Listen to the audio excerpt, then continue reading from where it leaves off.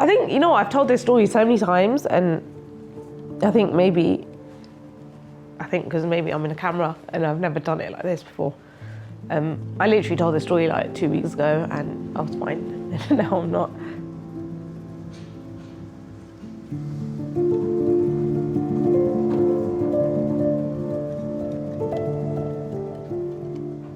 Hi, I'm Jayna. I work for Nationwide. I'm in banking. On a day-to-day basis, I go gym in the morning, gym in the evening. I try to eat well, and I don't, let's be honest. On the weekends, it goes out the window. You know, some people don't like staying at home and in their own space. I love that. I love when plans get cancelled, and I'm that person, like. What does success mean to you? I don't think success is like material. I don't see it in like materialistically in that sense. Like, it sounds so cliche, but health is wealth, right? But I think most people are already winning more than they think they are. Why say that? Because they have they have a healthy family, children. Knowing what I have been through, but also my brother and my sister, I think it has made us so much stronger. That all the other things that happen in life, it's almost like we just bat them out of the park, to be honest. You kind of like overcome it a lot quicker. And everything else seems a little bit minor, not as big as what's already happened to us, I suppose. So a little bit about that, like, you mind talking about what did happen to you? Yeah, so in like November, like the very beginning, should I start from the very beginning or? Yeah. So in like November 2006, my mum got diagnosed with cancer, and she actually had a lump in her like throat over here, and she was a dental nurse. So only from speaking to her dentist at work, they told her, oh, like, you need to go to the doctors, because they saw it from when she had a checkup. And she went to the doctors, and the doctors were like, oh, you just need antibiotics. It's just a lump there. And they gave her antibiotics for such a long time, and then it wouldn't go, so then they did a biopsy, and then biopsy led to it come back as cancer. I remember this so clearly. She had told us in March, like, I'm gonna go to get radiotherapy done. And we were like, okay, cool. And we were pretty young, to be honest. Like, I suppose we don't know as much as we do now, like, about cancer and all the treatments that are available. But back then she was like, yeah, I'm going to go radiotherapy, and there's a really high chance that I won't make it back home. And it was because she had radiotherapy, it had wiped all her white blood cells. So she had to have a bone marrow transplant as well from my uncle, her brother. So that was all a success. And the doctors basically said to her, yeah, you're like good to go home. We'll keep you in for 1 more week just in case. That same morning, I had to go sit my exam. So I actually sat my exam. And obviously back then they're like no phones and stuff. So I had to give my phone to my tutor, and I had to tell her, like, if my phone rings, you need to tell me that it's ringing. And my phone rang, and that was basically my sister calling to tell us, like, she needs to come back to the hospital.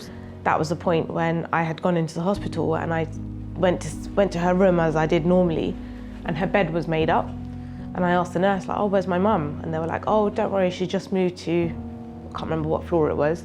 She goes, you just need to go into the lift and go there. So I was like, okay. And I literally went into the lift, and I saw the floor next to it. It read ICU. And I remember going to ICU, and I said, oh, where's my mum? And my dad was there. And they gloved me up, face mask, everything. And I walked in, and yeah, she was in a coma basically from that point onwards. So that was the last time I basically got to speak to her. Then she was in a coma for like 12 days, and then that's when we decided to turn the machines off. Yeah. It is, yeah. Can we try something? Yeah?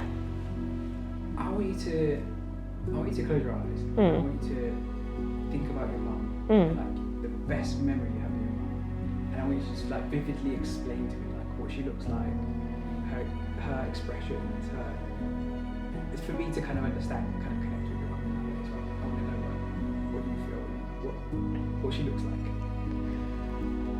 Oh gosh.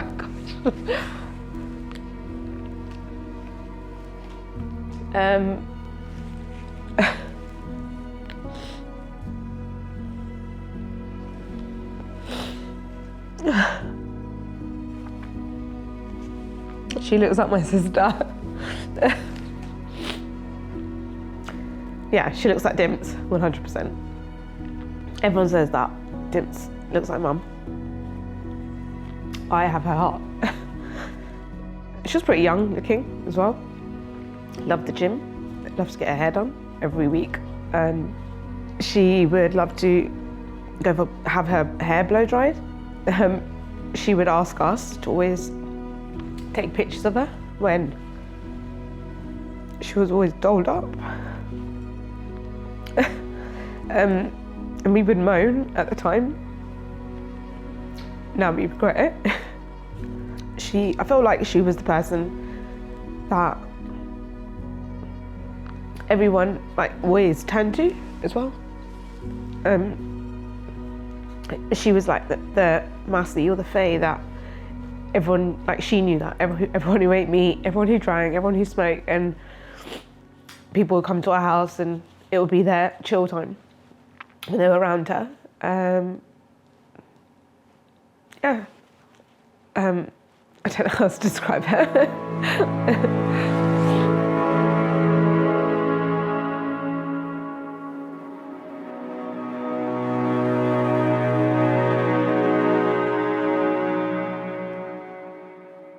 So the first Sur Dhara was 7 months after my mum had passed away. The reason why I love going to Sur Dhara is because you just feel that little bit closer to those that aren't with us anymore. And it's not every day you get to feel like that, right? And I've been to every single year, actually. God, that's crazy. I've been to every single Sur Dhara. You know that film Coco? Those who have passed away, they come down to earth. It's like a Mexican festival, I think it is. I don't know what it's called. But it's our version of Shraddh, basically.